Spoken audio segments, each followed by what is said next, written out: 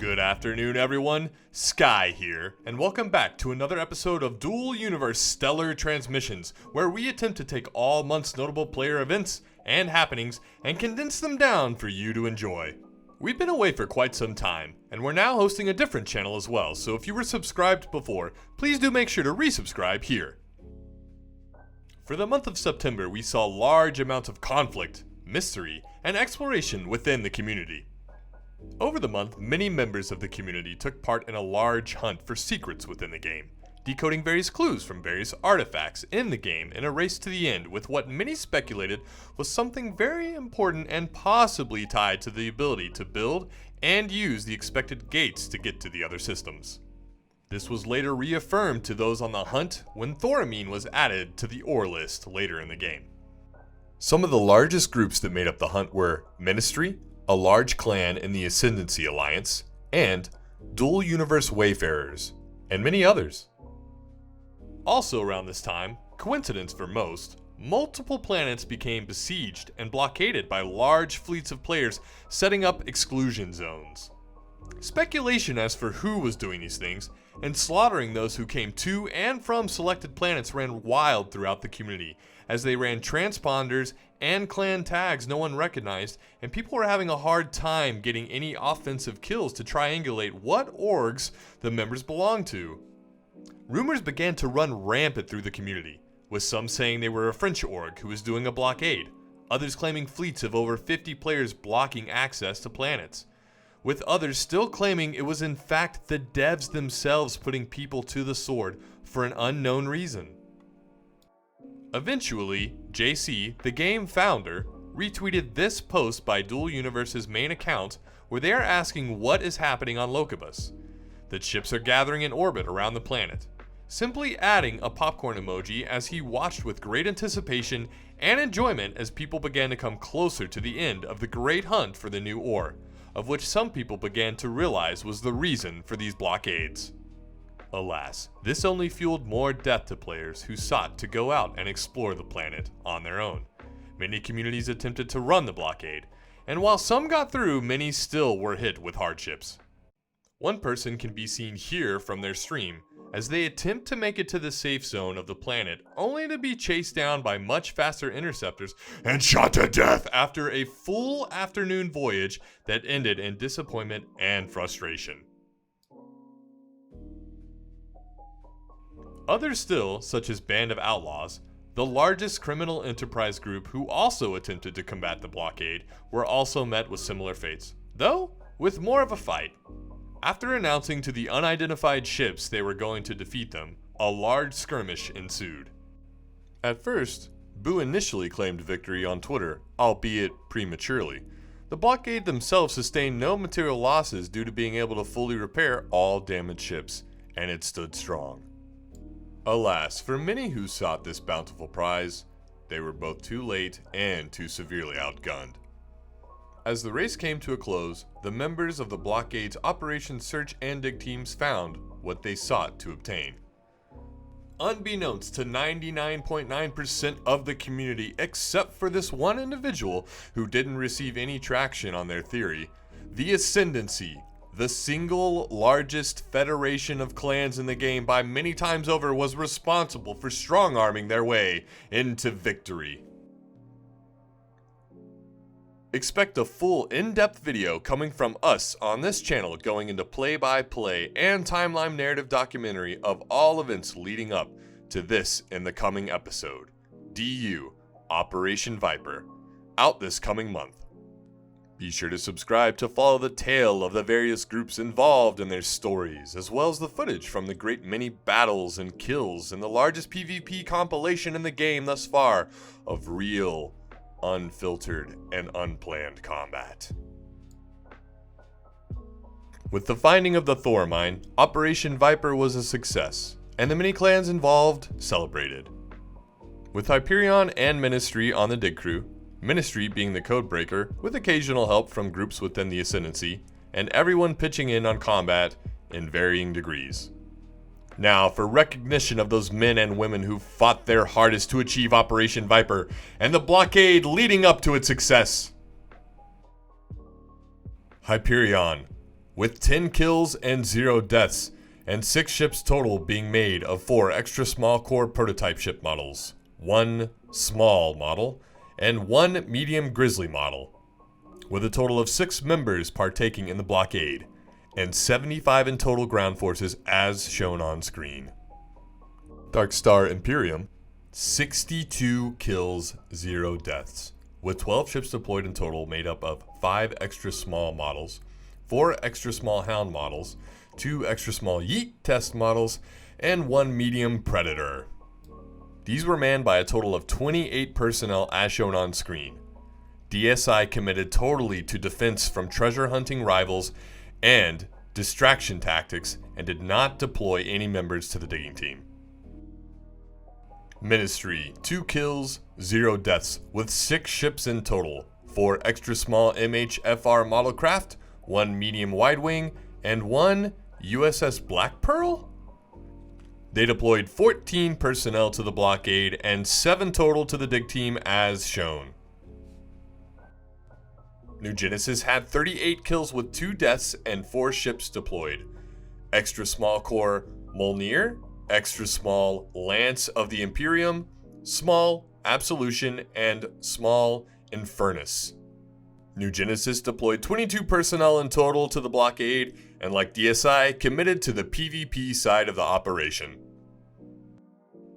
These statistics are from the entirety of the operation, and for planet by planet and more in-depth stats, please stay tuned for the documentary over the chain of events that are Operation Viper. Thank you for all who brought this player-driven narrative story to the community, and we hope to see more like this in the future. In other news this month, the Federation Alpha's leadership announces a coup against the organization and forms its own org due to lack of confidence in TFA and its leader Ginger by default.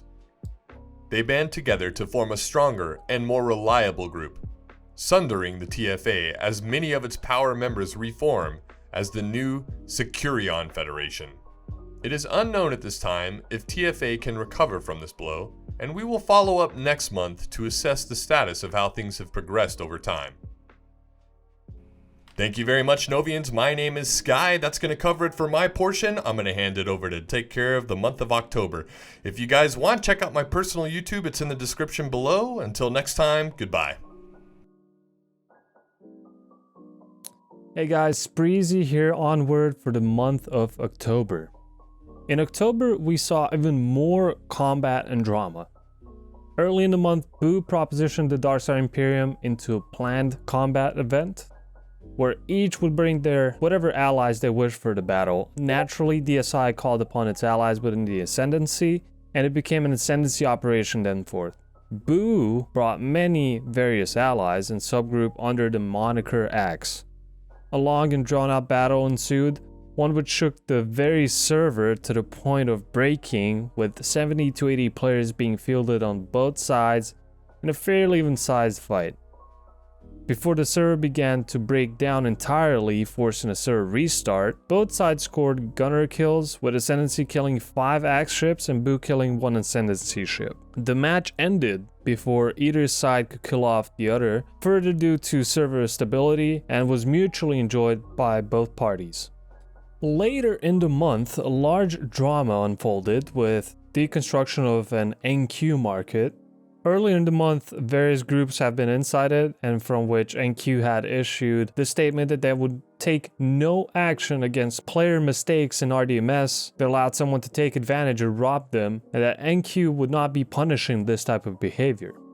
Tying back to the market, after an update, its RDMS was left barren and allowed anyone to have build rights on the construct, an opportunity that multiple players took advantage of. Following the takedown of the market due to RDMS errors, NQ then rolled out medium permanent bans from the game to anyone that was involved. This obviously caused major backlash to a large portion of the community for various reasons, ranging from NQ being hypocritical as dealing out punishments unevenly as pertaining to players and themselves, to these players finding a bug in the beta testing level of the game intended for finding problems and then being banned for life when exploring the issue and finding the extent of it. There are both players who agree and disagree with the decisions made by NQ as a dev team, and many who have called the immediate jump to a life ban with no in-between as potential problem for future run-ins with devs. Now let's take a look at changes to the top 10 orgs since the launch of the beta and the inflow of large numbers of new players to the game. These months have shown significant growth rates for those in the top 10 orgs, most grossing upward of over 200 to 300 member count increase since beta launch. See the chart provided for rate of growth for the first month post-launch. Empire saw considerable benefit from their new first place spot after their merge with the Terran Union earlier in the year, granting them double the standard increase in the first month, and in total grossing over 500 players. Their old org from pre-merge has now dropped out of the top 10 orgs. Band of Outlaws has seen the least benefit from beta launch, only receiving new members at half the rate of the current running average for the first month when adjusting for biases, only seeing them up by 100 members by the end of September. Then even smaller increase with the second month slowing down totally, only 135 new members since beta launch. Imperium has moved to the second place spot, passing Boo.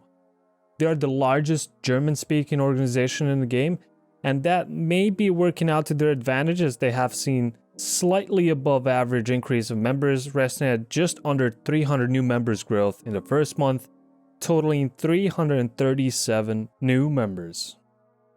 A new face has entered the top 10, the Dragons Assembly. The group is a conglomerate of streamers pulling together in what has been called the most impressive growth in all of DU.